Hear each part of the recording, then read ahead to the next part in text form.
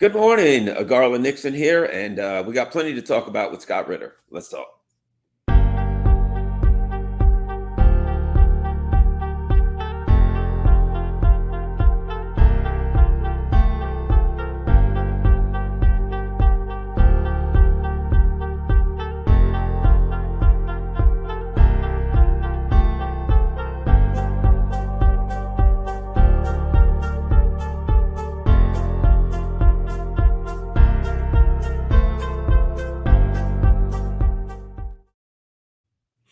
Hello, Scott. Hold on a second here. Give me a second, Scott. Garland and Scott Ritter here. I'm supposed to be sending this link. I have some people that want to watch it. There you go. Got the link out. All right, plenty to talk about, Scott Ritter. Let's start with this. If I can find the story, I want to plop it up for people. Well, here we go.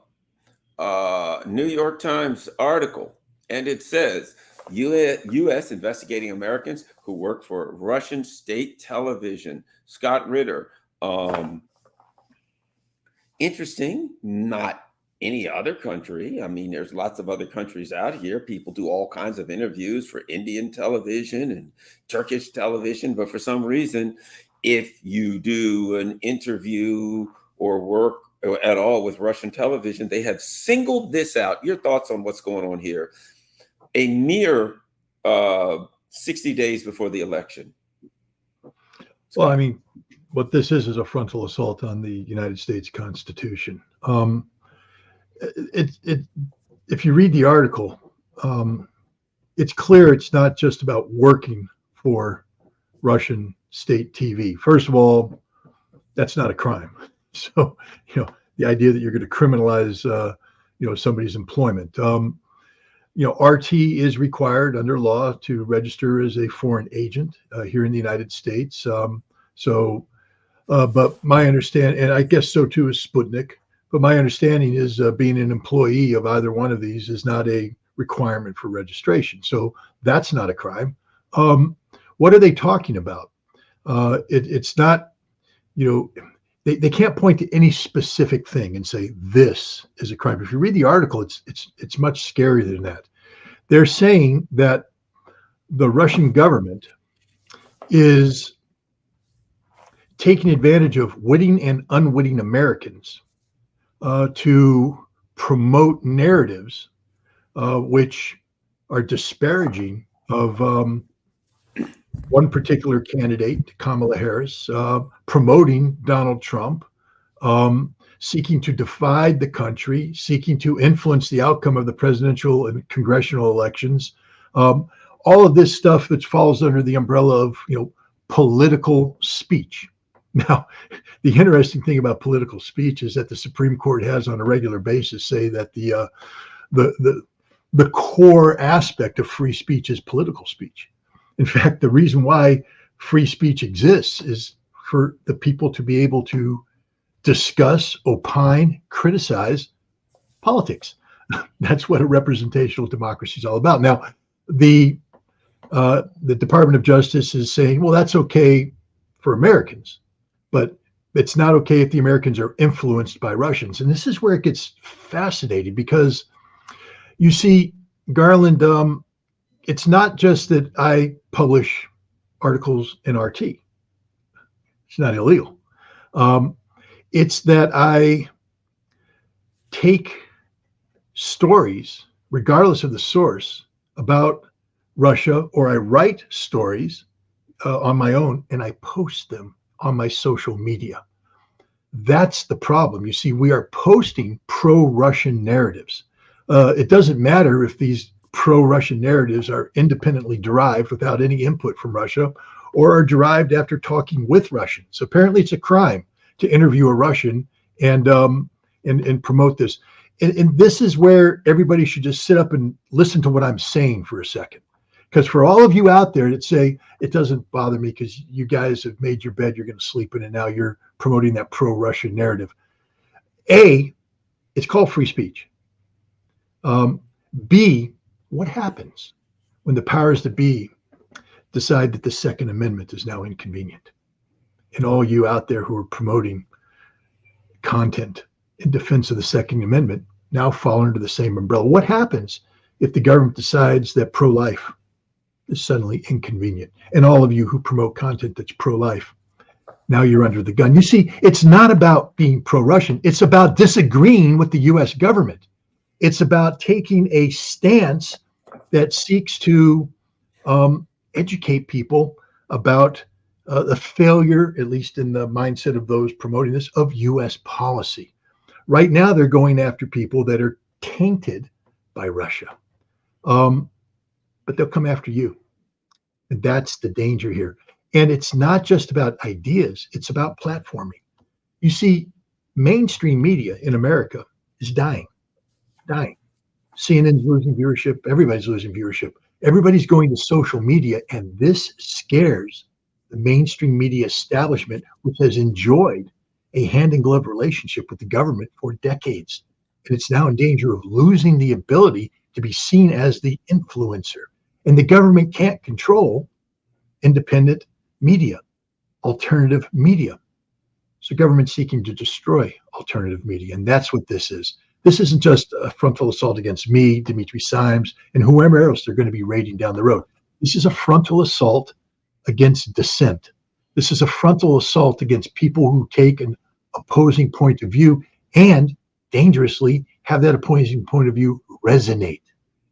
To have people say, I'm listening, I'm paying attention. Now you're shaping opinion. You've become somebody who has the ability to, encourage debate and discussion. You become dangerous, not just to the government, but to mainstream media and mainstream media, social media platforms. That's why they're deplatforming me. I mean, I don't know how long, this is going to last. You and I talking before YouTube decides to say, well, Scott Ritter has to pull, because they pulled me off of George Galloway. They pulled Jackson Hinkle off of George Galloway. They're deplatforming me across the board. And again, there's people out there who say, good, we don't like Scott Ritter. We don't agree with what he has to say. Let's reflect on this, because if either way with me, they've destroyed free speech. This is about free speech, fundamental free speech issues. This is about a free press. And if they get away with this, and trust me, I'm not rolling over and playing dead, but if they get away with this, then all of alternative media is going to be wiped off the playing field, because they will eliminate this uncontrolled and uncontrollable source of political dissent and criminalize it and deplatform you and make it impossible for you to earn a living and ensure that the only news the American people hear is the news the government approved. And then we're not the United States of America. We're something different. Well, I tell you something, and I don't think it's an accident that it's, just before the election that this stirred up, because they're concerned. And a perfect example of what I see coming next, college is starting up. Before the end of the college season last year, we started seeing articles that said Iran is funding the protesters. Well, the protesters didn't even have any funds, you know what I mean? But Iran was funding and supporting the protesters and platforming the protesters, blah, blah, blah, right? Okay. Well, what comes next? You're now wittingly or unwittingly an agent of Iran. If you're protesting, you're an agent of Hamas, which is considered a terrorist organization. And now the Homeland Security, they can throw us off of social media, things of that nature, maybe a FARA charge or something like that, or a struggle there. But once they start charging people under Terrorist Act, you're talking felonies. You're talking 20 years that they can give protesters, and will do it. Yeah. No, you're right. Look, let's talk about Iran for a second, because I'm one of those people that actually traveled to Iran at one time. Why? I wanted to know about it. Everybody's talking about Iran. Everybody's saying Iran this, Iran that. I've been to the Middle East, but it was the Arab world, primarily a Sunni world. Iran is a Persian world, a Shia world. I was writing about it, and I really wanted to learn about Iran. So I went there, and I learned a lot, a whole bunch. That makes me a very dangerous person, you see, because now, coming back to America, when mainstream media or the talking heads that appear on there start impugning Iran and start saying things about Iran that are just factually incorrect, People like me can go, ooh, ooh, ooh, no, no, no, no. Let me correct you on that one. They don't want that. They want to be the only ones. They want to be the final arbiters of what truth is. And it's a very dangerous situation, especially when we're speaking about the current situation right now, where there's a potential of an Iranian attack against Israel that could drive the entire Middle East region into a conflict that would be extraordinarily disruptive for all involved, wherever you stand on the political spectrum. Right now, we have people in the mainstream media writing about Iran who know nothing about Iran. Look at their resumes, ladies and gentlemen. Look them up. They know nothing about Iran. So what empowers them? They are simple stenographers for the government position. They are empowered by a phone that connects them to a government source who spoon feeds them the data they need to create a story that furthers the government narrative. It's the duty and responsibility for free people to hold their government to account. Now, if the government's telling the truth, then we should be able to independently discern that and say, oh, okay, I agree with you because I'm informed, I'm empowered with knowledge and information, and I support what you're saying. But especially in a situation where the deception of government has the potential of leading us into a conflict, into a war, for instance, such as the deception that took place in the lead up to the invasion and occupation of Iraq in 2003, you need a free press. You need free speech to challenge the government and hold the government accountable for what they are saying, what they are doing, and what they are planning to do. Without that, we have a dictatorship, plain and simple. And it's the same thing with China. We right now are in a fundamental struggle between the United States and China in the Indo-Pacific, in the Pacific theater, globally.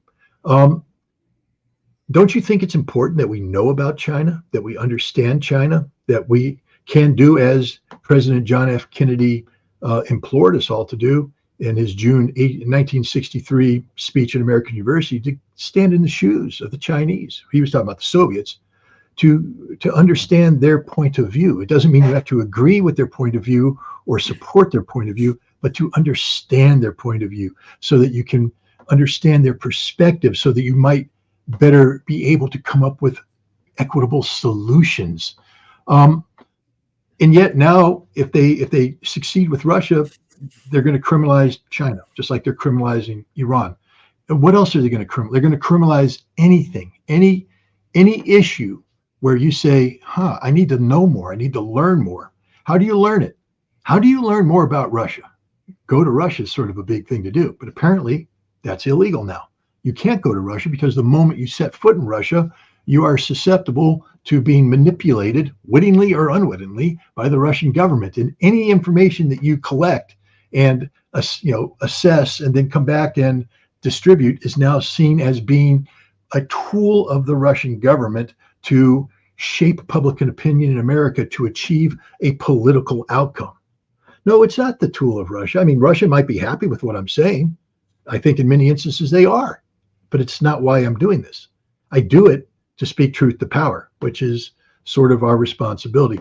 So this is a very, very, very dangerous situation. This is one of the most existential issues of our time, because if they succeed in killing free speech on the issue of Russia and the threat of Russian manipulation, then they can kill anything, and they will kill anything, because the government doesn't exist to permit dissent. The government exists to suppress dissent. And one of the fundamental tools we have, weapons we have to counter this suppression, is free speech and a free press. And we're this close to losing it. Let me give you one last example, and then we'll move on. You know me. I was a law enforcement officer. I grew up. My dad was a hunter, right? He reloaded his own shotgun shells for rabbit hunting. Things like that. Okay, I went to Venezuela. Problem. Venezuela, right? And I traveled around the country to the poor people, saw lots of poor people, and I come to find out the government had armed the population. You go to Venezuela, they're militias. The government went around giving people guns and ammunition, right? And I talked to people and said, well, what do you think? Blah, blah, blah. And they said, oh, no, we would use this against the government. This is a government. This is to protect ourselves from invaders. Imagine that, a well-armed militia, right? I'm like, okay, interesting, and I discussed that. Interesting. The government armed all the poor people. Apparently, the government ain't scared of the poor people, right? I had that discussion on the air. I had that discussion on YouTube. I discussed gun, Venezuela, blah, blah, blah, right? I went and looking at all of this, they could come back and say Garland is pushing right-wing, pro-gun, Venezuela propaganda. You know what I mean? Now, I grew up around guns. I worked around guns. I have a history around guns. I'm not pro-gun. I'm not anti-gun. I'm just saying that, you know what I mean? I'm not anti-Second Amendment. I'm not an anti-gun person. And I had that experience in Venezuela, which is the evil country. And I came back and talked about my experience in Venezuela and how I kind of aligned with that and how I thought it was interesting that a government would arm the people and they weren't thinking of using the guns against the government, but blah, blah, blah. And then we had this Bay of Pigs thing where some American-inspired terrorists tried to sneak into Venezuela, and guess what? A well-armed militia, a bunch of fishermen, shot them up and stopped them, right? Well, guess what? I report on that, Scott. Isn't that a perfect example? Venezuela is an evil country. I couldn't possibly have had my own thoughts about guns and a well-armed militia. Apparently, you see what I'm saying? All of those things are fair game if they can take this position. 100%. First of all, when you went to Venezuela, it became a very dangerous man because you were outside the span of control and span of influence of the U.S. government. And therefore, you were susceptible to being influenced, again, wittingly or unwittingly, by the Venezuelan government. And then when you come back and you present this alternative narrative to the American audience, it's not seen as the informed, discernment of Garland Nixon, which it should be seen as. It's seen as Garland has been transformed into the mouthpiece of the Venezuelan government that's seeking to manipulate the American people for political purposes, to change policy, to alter policy. And that's the point here, is that the government doesn't have a right to infringe on free speech. The government should never be allowed to determine what a journalist is or isn't, what legitimate journalism is or isn't. That's up to the people who consume free speech. We're the ones that get to discern whether or not Garland Nixon's full of it or we trust Garland Nixon's message. It's literally, how, democracy at work. The people, the will of the people manifesting itself. Who do we believe? If people think you have a bad idea, I could be someone who watch Garland come back and I go, I disagree 100%. The solution under free speech isn't to suppress Garland Nixon.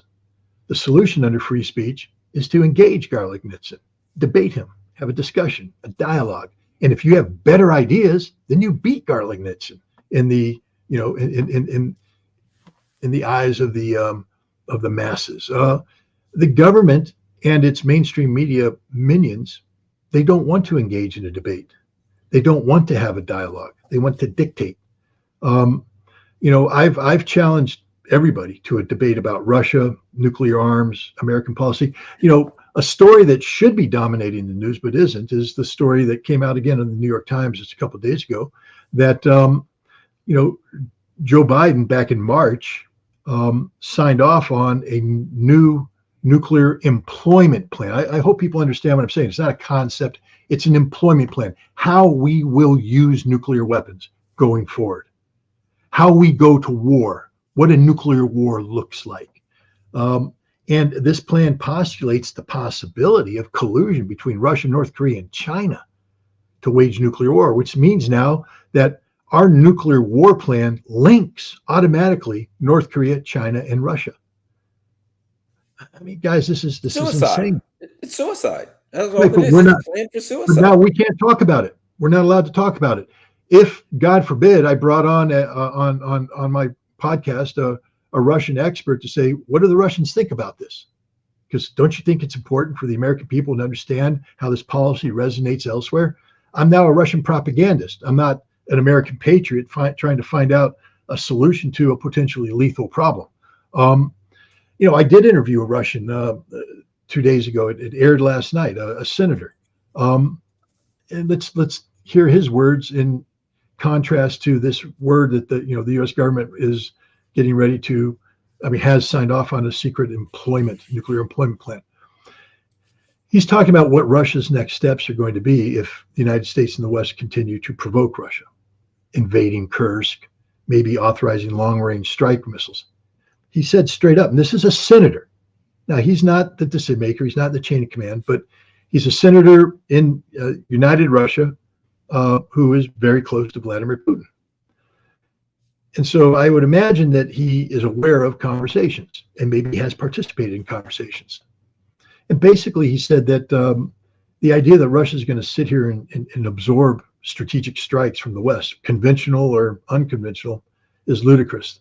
The moment Russia believes that these strikes are going to take place, Russia is going to strike back using nuclear weapons. And he basically said, look, maybe we'll take all of the United Kingdom off the map, eliminate it as a nation state, and then we're going to dare the United States to do something about it. And we have the nuclear power to destroy the United States, and the United States knows that. I don't agree with what he's saying. I think it's insanity, total insanity, scares the crap out of me. But my God, don't you think we should put that on the table so that the American people understand the consequences of this policy? But what the Biden administration would prefer is that we remain silent while they promulgate this, that we just become the compliant, zombies of America sitting there going, oh, you're going to kill us all. It's okay. No, it's not okay. No, it's not. I will speak out against this, but I'm just telling you right now, there's a target on my back. The New York Times, I spoke, as you saw in that article, I was interviewed by Stephen Lee Myers. He's a serious journalist. And so when he says he has the sources he has, and he's elicited the response he has from these sources, he's telling the truth. This is part and parcel of a broader investigation that's designed to destroy any alternative narrative that might be deemed as being sympathetic to Russia, pro-Russia, even if it's not controlled by Russia. You're just not allowed to have a point of view that differs from that of the United States government and its mainstream media accomplices. Well, let me add this. A while back, way back, and you probably remember this when they first started with, what's his name? The InfoWars guy, right? And there were all of these people, yay, we'll shut him up. He says craziness. And back then, a lot of us said, time out.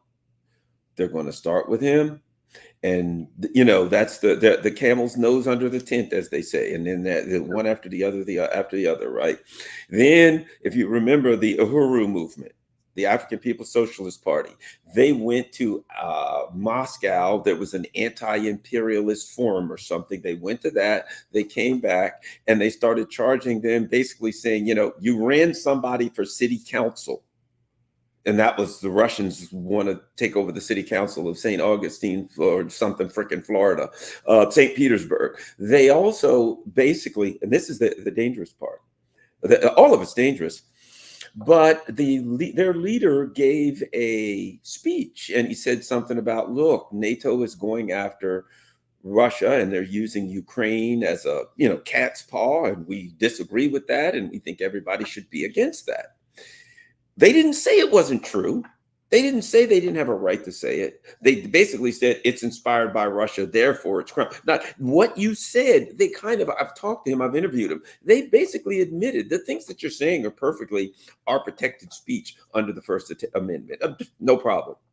But they're inspired by Russia. Therefore, it's FARA violations. Therefore, it's all kind of crimes. So they will admit you can say things that are legal, that are protected speech, and they're still arguing that they can go after you for protected speech because, Scott, you and I and the people in Uhuru and who knows else, don't have the right under the auspices of their argument.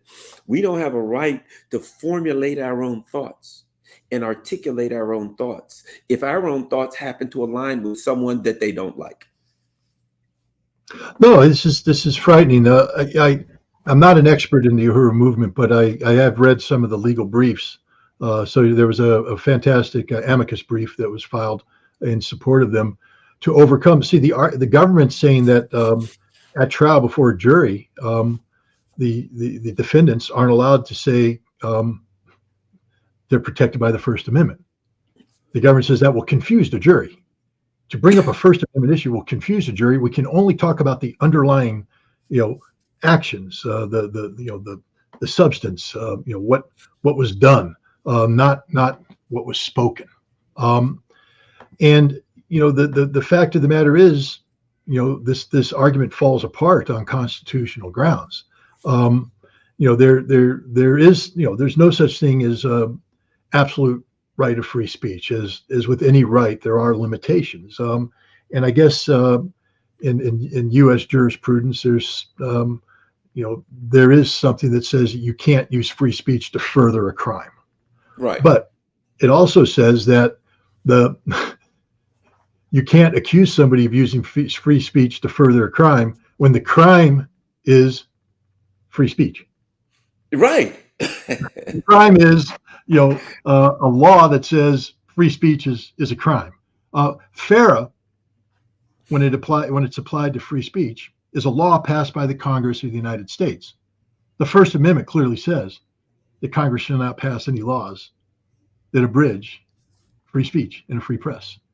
So when FARA says, "Oh no, you can't publish this, you can't say this, you can't speak this, because we choose to define it as X," that's a law that infringes automatically on free speech, and then to charge you with a violation of that is in literal the death of America, insanity. Absolutely. Here's an interesting article I wanted to ask you about. Let me read it. The Petro Pavel, and he's the president of Czechoslovakia, right? When they were asked about the U.S. attack on Germany infrastructure, the blowing up of the pipeline, what he said was, let me find it. When an armed conflict is waged, it is waged not only against military targets, but also against strategic targets, and pipelines are a strategic target. Now, as I understand that, he's saying that he didn't really say pipelines. He really said German infrastructure. I mean, it's the same thing. So what he's saying is that in the event of a military conflict, your allies, supposed, are legitimate target. You can attack your allies, but we're told that the U.S. wasn't involved, that NATO wasn't involved. You know what I mean? Your thoughts on this argument now from the Czech president that German infrastructure is a legitimate target. If I was in Germany, I'm just saying, I wouldn't be thrilled with the price of energy right now, and this guy arguing that I'm a legitimate NATO target. No, I mean, look, this whole situation's a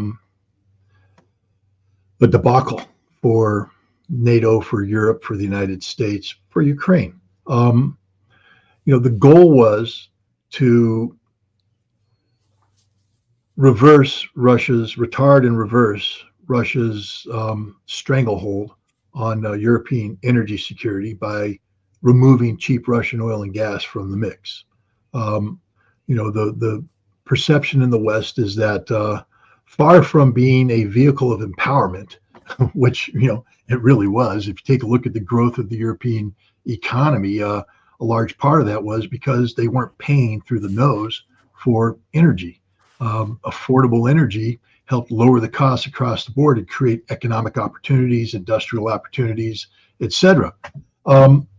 But the United States had said, we feel this gives Russia too much influence at a time when we're trying to weaken Russia. We don't want Russia to have more influence. We want to have Russia to have less influence. We don't want Russia to be stronger economically. We want Russia to be weaker economically. And we feel that Germany, by engaging with Russia in this energy relationship, was empowering the Russians, and we needed to disenfranchise that. But Germany's like, but we really need this stuff to keep our status as Europe's largest, strongest economy. So it was in the United States' interest to do this all along, and Joe Biden promised to do it. Many U.S. senators promised to do this. Victoria Nuland promised to do this, and then it happened. And immediately everybody's saying, we don't know who did it. America's saying we didn't do it. Nobody knew who did it.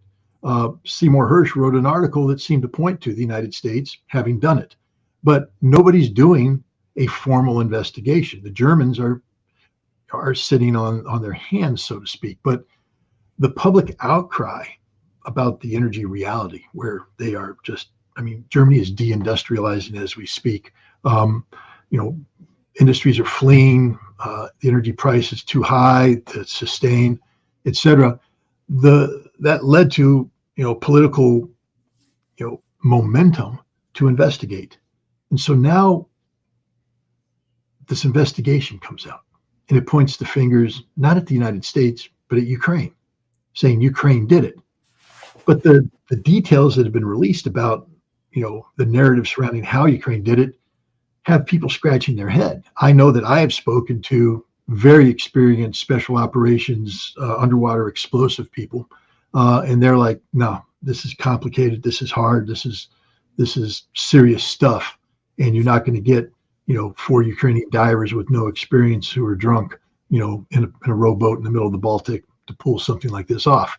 But that's the narrative that's being put out there. And you have to ask why, and why now, and why is Germany going along with this? So there's more questions than simply the Czech president, rubber stamping a NATO attack on Germany. It's about Germany rubber stamping a NATO attack on Germany, about Germany seeking to cover this story up, to keep the finger from pointing to where it needs to point. But the interesting thing about the German story is where the finger didn't point.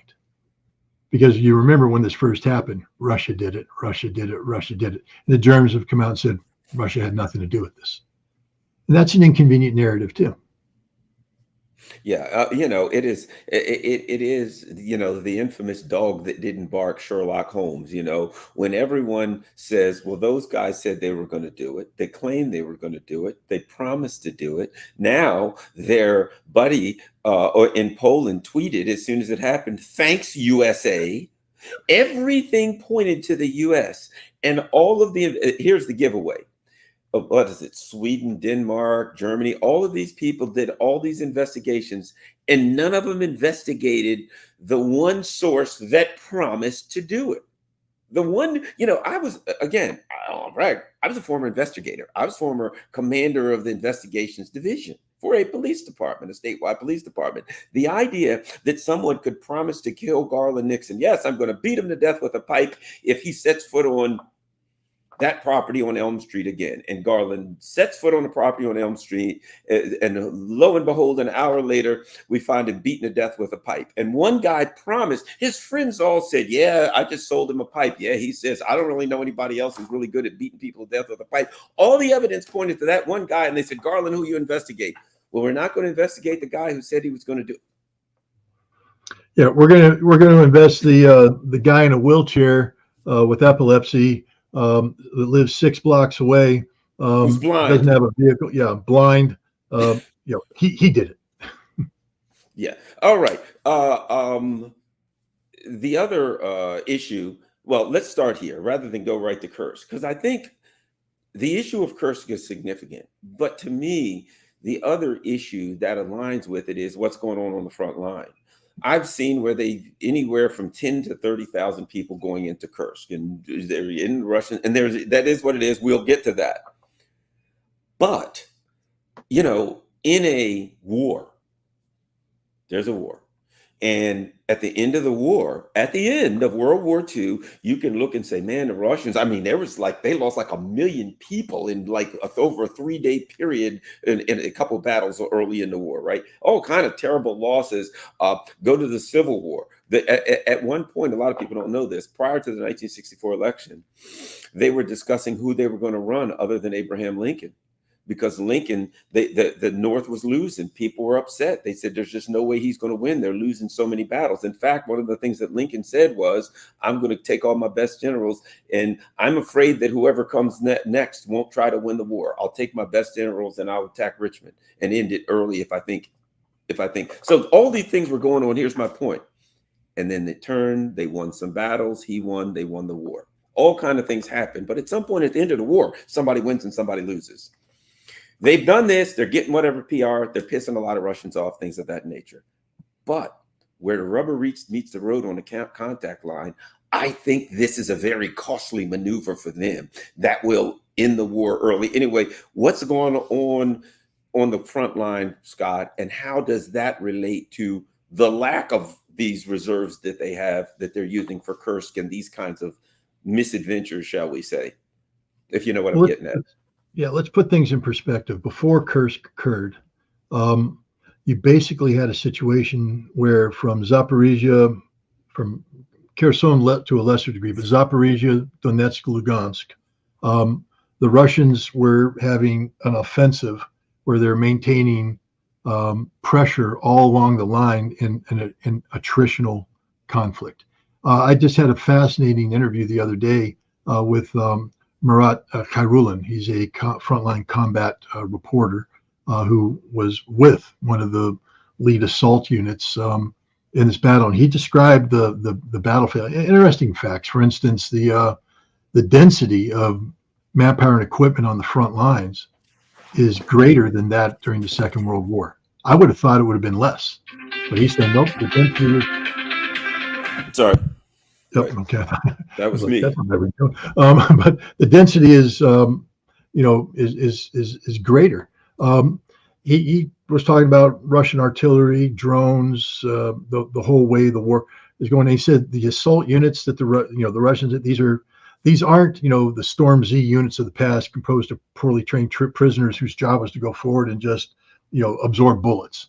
He said the assault units are the best trained men in Russia who have very active control mechanisms. So as they approach a place, they have drone overwatch and they're being told where the enemy is. They're maneuvering and they're prevailing. He says that, yes, the Russians are losing wounded, but he says days go by where Russia doesn't lose any dead. Meanwhile, the Ukrainians are getting popped off in huge numbers. He's describing a battle, extraordinarily difficult battle, where the Ukrainians are very well dug in. He was frustrated with the Ukrainians because he says they just won't surrender. He says, I know you see the videos of Ukrainian surrender, you hear the stories of mass surrender. He said, that's not the case. He says, yes, some do surrender, but he said, for the most part, they fight and they die. They die in place. They don't surrender. They don't quit, which means that every square inch of terrain has to be taken by force. Assaulting. And so when you think of this constant attritional warfare, and the Russians are advancing several kilometers a day, it means that the Ukrainians are in trouble because they can't hold on to these positions. They can't reinforce these positions. When they lose their men, they have nothing to replace them with. And you and I have been talking about this sometime, collapse is the term we use. Khayrulin agrees that the Ukrainian front is ready to collapse. Now, throw into that mix the Russian incursion into Kharkov, the Battle of Volchansk, and all that's going on up there. The Ukrainians were compelled to divert reserves from the main line of contact up to deal with this incursion. That was part of the Russian objectives, was to hasten the collapse by diverting what few reserves were left back up to the top to contain this strike. And then the Russians lock them into an attritional war where they're just grinding and grinding and grinding. So you have the Russians locking the Ukrainian reserves on the front into an attritional conflict in Kharkov, while the main battle, and it is the main battle, along the Donetsk front, the Ukrainian army is collapsing. Now, the Ukrainians have these reserves, between 10 to 30,000 strong, very well trained, very well equipped reserves. M1 tanks, Chieftain tanks, Leopard tanks, Martyrs, Bradleys, Strykers, HIMARS, ATACMS, the whole thing up here. They were sort of protecting Kiev from an incursion coming out of Belarus. They now are, instead of being brought down to serve as a mobile fire brigade to start to slow down the Russians, to buy time for the Ukrainians to build up new forces to come in, they're thrown into Kursk, a new front. Now, there were several reasons for the Ukrainians to do this. One is propaganda, to basically say, look what we can do, tell the West, keep funding us, see we can do things with your equipment. That's sort of been mooted, so to speak, as the new equipment is burning increasingly in Kursk, being destroyed by the Russians. Two, they were hoping to capture, for instance, the Kursk nuclear power plant and hold it in exchange for, say, the Zaporizhia nuclear power plant. We'll give you yours back, you give us ours back. We've now exchanged. And territory, the same thing, a territory swap. We'll give you Kursk back, you give us Zaporizhia back, and we call it even. This is what they wanted to have as negotiating chips at the negotiating table. And lastly, they were hopeful that such a bold incursion would require the Russians to take troops off of the main line of advance, divert them to contain. Well, that's not what happened. The Ukrainians went in with about 2 divisions worth of troops up in Kursk. The Russians have responded with the equivalent of, say, 3 brigades, a division, 2 airborne brigades, 2 Marine brigade, an airborne brigade, a Marine brigade, and then the Akhmat Special Forces brigade. And the important thing about the Akhmat Special Forces is that they have a history of being configured in what they call bloodhound configuration, small units to hunt down and destroy Ukrainian deep reconnaissance groups, diversion and reconnaissance groups. These are the units that got into Kursk, went up and took all the selfies outside the various geographical positions of importance. Here I am in front of this place. Here I am in front of this place. And now the Akhmat guys are playing other videos showing all the guys there now dead, all the guys there now prisoners. The bloodhounds, they're out doing what they do. The 810th Marine Brigade is out there fighting. The 11th Airborne Brigade out there fighting.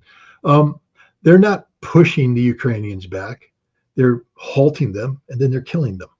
And so what's happened now is that the last of Ukraine's strategic reserves went into Kursk.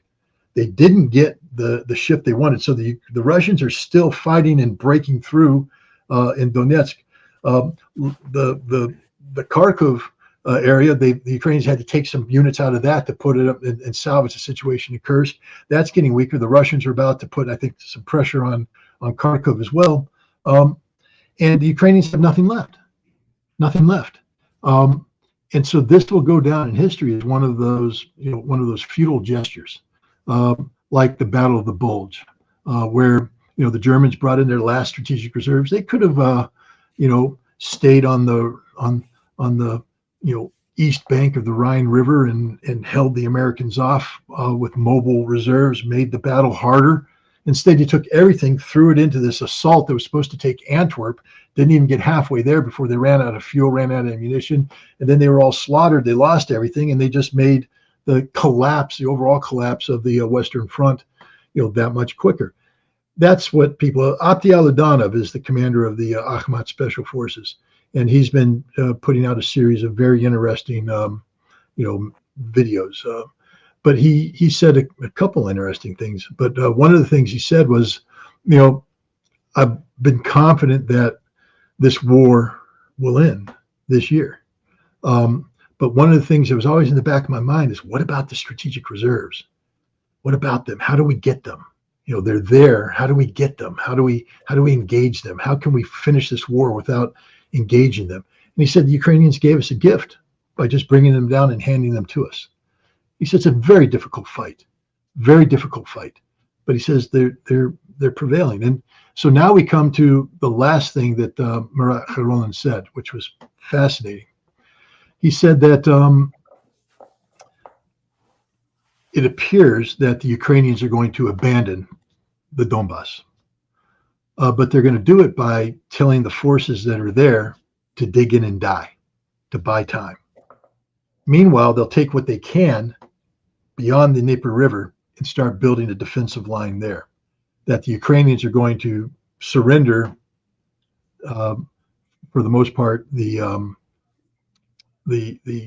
left bank of the Dnieper River, the eastern side to Russia, and fall back. But they're going to order the Ukrainian soldiers that are dug in these last redoubts to fight and die. That you're not going to be saved. You're not going to be recovered. We're not coming for you.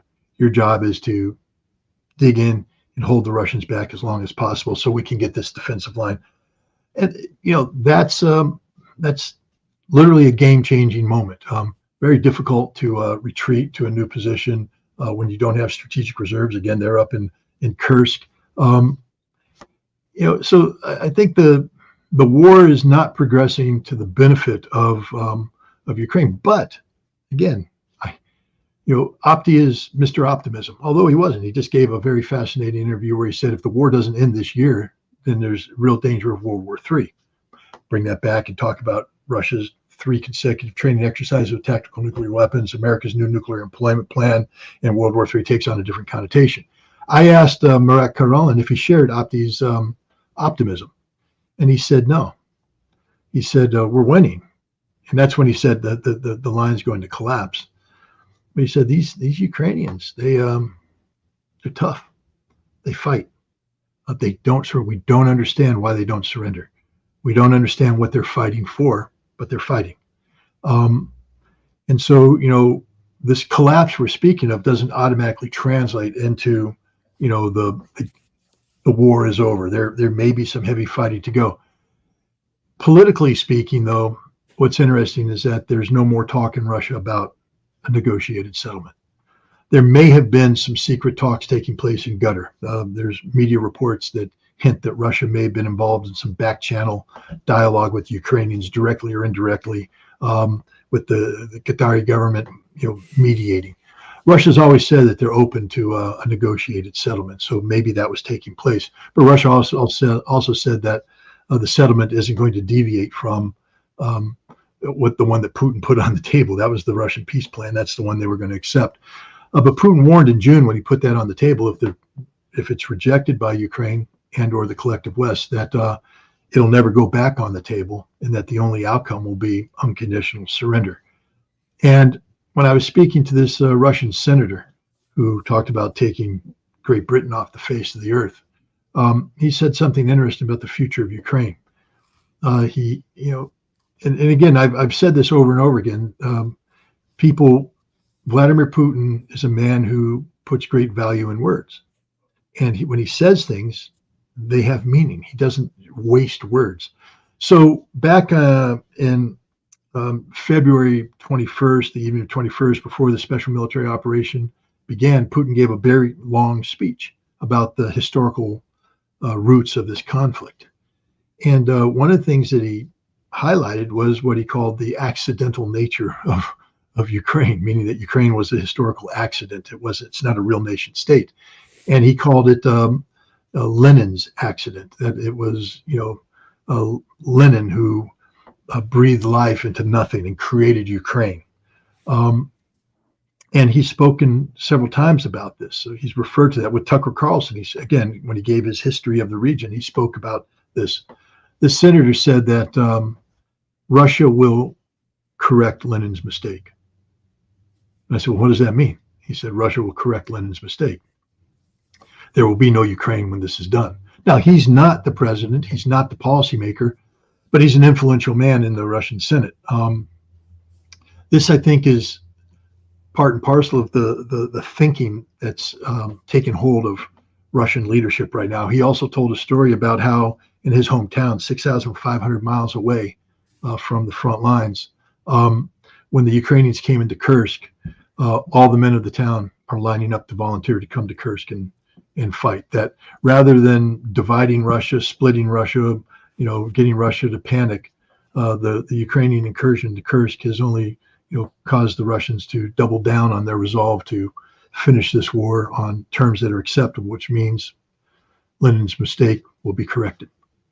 Yeah, for a while I've argued that in a way this is playing into Russia's long-term goals for this reason. From the beginning, my perspective would be, if it were me, I would say, if I leave anything for NATO, they'll rearm it. I'm going to smash everything they have that looks like military strength to pieces, and there'll be nothing left for them to fix. And it looks like that's what they're doing. Sadly, unfortunately, that's an entire multiple generations of Ukrainian, both young, middle-aged, and old men are going to be part of what gets smashed. But sadly, that's what NATO's doing. Let's talk about this before we go.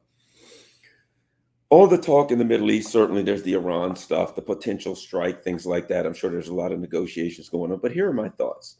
A few months ago back, I read that some military leaders in Israel had talked to the politicians and said, our military wasn't built to do this. We've been fighting for, at that time, 8 months. We're not made to fight this long. We're not, and these, we can't go into Lebanon. We can't even do that. Forget that. That ain't an option. We can't go on the ground on Lebanon. It seems to me that the desperation of the Netanyahu government to drag the U.S. in, to me, is partially inspired by the fact that I think the military is really getting worn out. They don't have, they're fighting, they're bombing, but as far as they're getting hit, I think there's a serious question as to how long a country like Israel can maintain the pace of fighting that's going on here. Well, I mean, according to the Israeli military, not much longer. I agree with you. That assessment was made. I think that what we're watching is, Benjamin Netanyahu's the fight of his life, his political life is taking place right now, and we're at the end game of it. He came to the United States in July and spoke to the United States Congress, 54 standing ovations. And his rhetoric was very harsh. He was going to war against Hezbollah. He was going to war against Iran. He was talking about full-scale attacks, the whole thing, sending troops into Gaza, finishing it. But after he finished, getting massaged by Congress, he had to go to the Pentagon and he had to go to the White House, where they briefed him on a completely different reality, which was that the United States will defend Israel, help Israel defend itself, but the United States will not participate in Israeli wars of aggression against either Hezbollah or Iran. And it's interesting what Netanyahu did immediately after that. He assassinated a senior Hamas official in Beirut, Hezbollah official in Beirut, and a senior Hamas official in Tehran. Assassinated. These are red lines. But then what happened? And this is where, I'm a huge critic of Benjamin Netanyahu, but you got to respect, his political savvy. He's crazy like a fox. See, he didn't invade Hezbollah, Lebanon. He didn't invade or attack Iran. He did small attacks of great significance that resonated inside Israel. Netanyahu is a great man, a great leader, defending Israel from these wars, holding people to account for what they do to Israel. And you combine that perception that Netanyahu is the guy fighting for you, backed up by the guy that was anointed by the United States, and Netanyahu suddenly made himself politically viable in Israel. He went from an extraordinarily weak position to a moderately weak position. He's still not in a strong position, but he's the leader right now. He's the leader because he's a wartime leader. He knows that the United States is putting extraordinary pressure on him to accept a ceasefire. And he knows that if he accepts the ceasefire the United States has put on the table, that politically his life is over, unless he creates an alternative narrative, which is to, have carried out these assassinations, carried out some bombing attacks, postured properly. And now if there's a ceasefire, I can say, yes, but I can guarantee the ceasefire because I'm the guy that Hezbollah and Iran fears. Hezbollah and Iran, on the other hand, have been attacked. Red lines have been crossed. And they are in a position of losing credibility domestically and regionally if they let this stand. But let's look at Hezbollah. Hassan Nasrallah isn't just the leader of a resistance movement. He's the head of a political party that is probably the most dominant political party in Lebanon today. The Lebanese government is heavily influenced by Hezbollah. And Hezbollah has done a great job. We know this. Why? Because was it last week or 2 weeks ago when Israel was threatening to come in, the Sunnis, the Christians, the Shia were all saying, we're with Hezbollah. How did that happen? You're with Hezbollah. Because Hassan Nasrallah has actually behaved brilliantly in terms of escalation management, of holding Israel to account sufficiently to bring pain without allowing the situation to spin out of control. Look at Iran. In April, they achieved, deterrence dominance by their massive retaliation for the Israeli attack on the Iranian consulate in Damascus. Israel was compelled just to give a little pittance of a retaliation that may or may not have happened, and then they called it a clean slate. But Iran said, we have a red line. You can't attack Iranian territory. And Israel attacked Iranian territory in an embarrassing way, in a way that should send shivers up every Iranian politician's spine, because if Israel can get this leader of Hamas, who should have been as safe as one can be, in downtown Tehran, they can get anybody. And I think that was the signal that Netanyahu was sending. Now, what does Iran do? Well, logic says they have to respond. But Iran is looking at this picture, let's say, twofold. One, they're winning. The Israeli assassination aside, Iran's winning. The axis of resistance is winning. Israel is weak, economically devastated, militarily, decimated, politically divided. The future of Israel is not bright. You don't have to wear shades.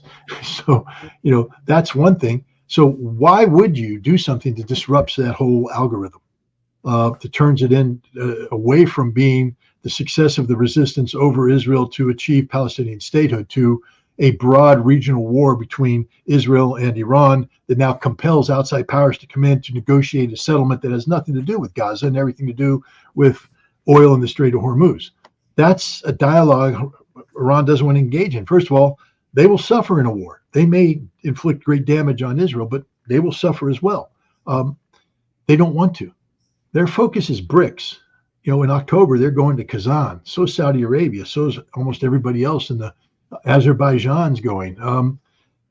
That's where they want to be. They want to be at BRICS, where they talk about economic engagement with a significant part of the world free of U.S. sanctions.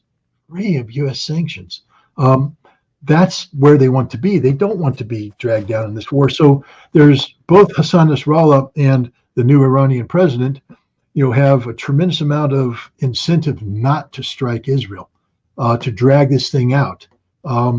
Eventually, I do believe there will be a retaliation, but I don't think it's going to be 1,500 missiles raining down on Israel simultaneously. I think it's going to be a very directed retaliation that allows Iran to save face, but it pushes this issue away so that we can get back to talking about Gaza, Palestinians, Palestinian statehood, a ceasefire. Netanyahu is under tremendous pressure to come up with a ceasefire. Again, he's a man who is a political master at playing one side off against the other and taking things right up to the brink. So I don't know if he's out of cards or if he has a couple hidden up his sleeves yet. But I would say watch this space very carefully to see what Netanyahu does, because he doesn't want to go to war, a full-scale war, because he knows that Israel probably won't win, and then he'll be further damned by by history. But he can't declare a premature peace because then his coalition will collapse and he goes away too. So he has to navigate that very narrow path upon in these very rocky shoals.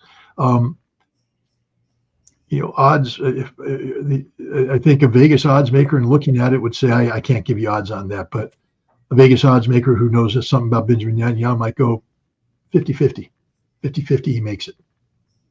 Well, here's what I think.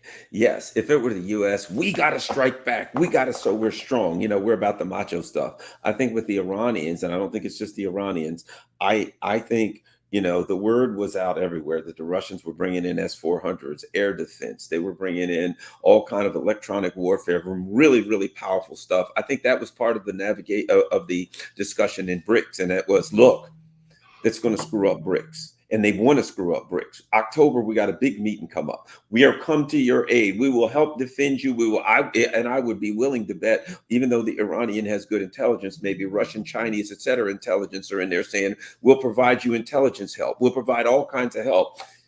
We can win this thing in the economic sphere, and that's important. And they want to disrupt BRICS. And if we get this war, part of it is this. Saudi Arabia is in BRICS. You know, all of these BRICS countries, they get to go to war. You've got all of this Belt and Road stuff running through the Middle East, right? It gives the U.S.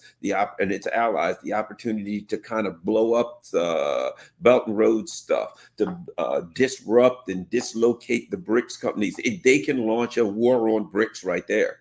So it's much, to me, the Iranians, yeah, you want to look tough. Yeah, you don't want to get embarrassed. But wisdom says, in the long term, what benefits me. And I think they understand that that this whole thing's about money. This whole thing is about the U.S. saying, doggone it, China's passing us. Doggone it, Russia, these other countries around here are passing us. Oh, crap. Now Russia and China are now working with Africa. We can't get the uranium and gold and stuff. That it's all about money. And that they've got to thwart the neocons' plan to take out BRICS, and that this is that BRICS, the totality of the situation is much more important than getting a bloody nose from Israel and Tehran. Yeah, BRICS is everything. I mean, this is literally a game-changing forum, one that Russia has been putting a tremendous amount of effort into.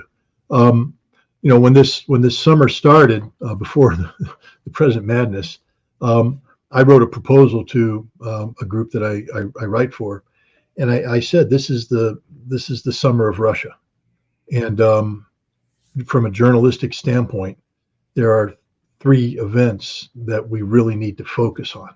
One is the St. Petersburg International Economic Forum, because it is the equivalent of a massive BRICS ministerial. All the world came there. All the world talked. Russia started the business of shaping, coalescing agreement about, what a BRICS platform would look like, et cetera. And they've been following up ever since. I mean, every week there's a BRICS ministerial taking place in Russia, covering. And Russia's inviting more and more people. Modi's coming, so we're going to get the big three sitting at a table. Venezuela's coming. Azerbaijan's coming. Turkey's coming. Everybody's coming. They're all flowing in there. So St. Petersburg International Forum, I said, you have to go there. You have to see it so that you can put everything else into perspective. Because an important thing that came out of the St. Petersburg International Economic Forum is the priority that Putin placed on the Ukraine conflict, which was second to BRICS. The number one thing he's promoting is BRICS, economic reform, et cetera. The war is important, but it's number two, which is why then I said the next thing you have to do is go to the Moscow International Security Conference and then the Armed Forces Conference after that, because the Russian military has transformed. It's not the military that went into Ukraine in February 2022. It's not the military that retreated precipitously in the fall of 2022. It's not even the military that succeeded in capturing Bakhmut and repelling the Ukrainian counteroffensive in 2023. The Russian army in 2024 is a whole new beast, And the implications of that exceed simply looking at Ukraine. It is a reality that NATO has to deal with. So if you're a NATO official, I'm saying you got to go there, or you got to listen to people who went there and listen to what they have to say about Russia, because NATO's under this perception that it's going to be able to spend money, build a military, and be the equal of Russia. It's not. The Russians are very far ahead, but you have to see it to believe it. So that was the other one, is to put, even though the Ukraine conflict might be subordinated to BRICS, the issue of Russia as a military power is one that the collective West and the United States are going to have to come to grips with. But to come to grips, you have to comprehend it. And the last thing was BRICS. That's the final nail in the coffin of U.S.-led Western hegemony. It is the transition from a singularity, American singularity, to a global multipolarity with Russia and China and India and others playing a very significant role.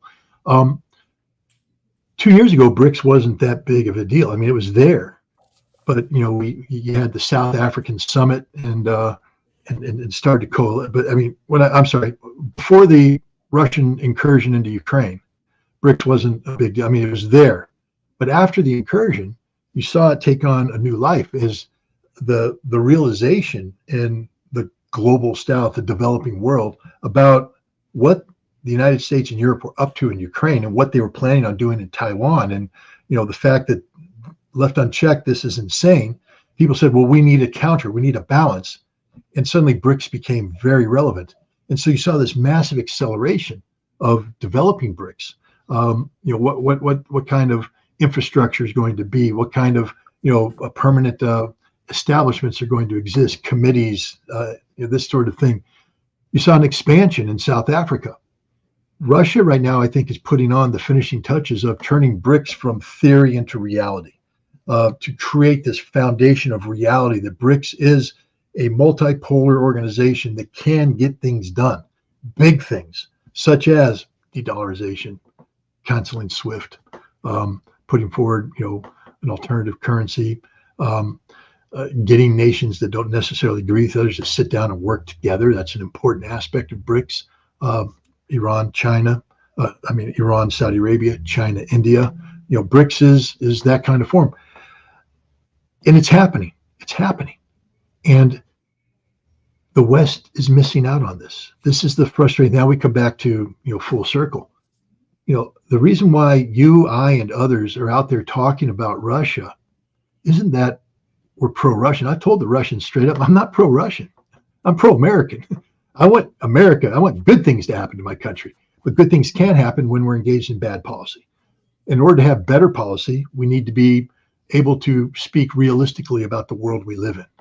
And imagine what America could do if it had leaders who were conversant on the reality of Russia. But you can't be conversant on the reality of Russia if your Russian perspective comes from an establishment that's been infected with Russophobia. You can only be conversant on the Russian reality when you have the courage to go forth, to meet the Russians, to go to Russia, to see Russia, to witness this firsthand, not because you're a tool of Russia, but because you're an independent thinker capable of discerning fact from fiction, and you want to put things in a proper perspective, so you want to empower yourself with knowledge and information. The West missed out on a golden opportunity this summer by not focusing on the three things. The BRICS summit is going to happen in October in Kazan. And, if we don't understand it, then we won't know how to deal with it. And I think that's a big problem, because when we don't know how to deal with things, we panic. And when we panic, then we publish secret nuclear war plans, because that's all we have left. Yeah, you're right. Scott Ritter, everybody go to scottritter.com, where you can find about all of Scott's important work. Also, you can, when you get there, don't forget, donate. So, Scott's got to travel. He's got to do all the things he's got to do. Certainly, he's under assault by the neocons, as are we all. So go to Scott Ritter.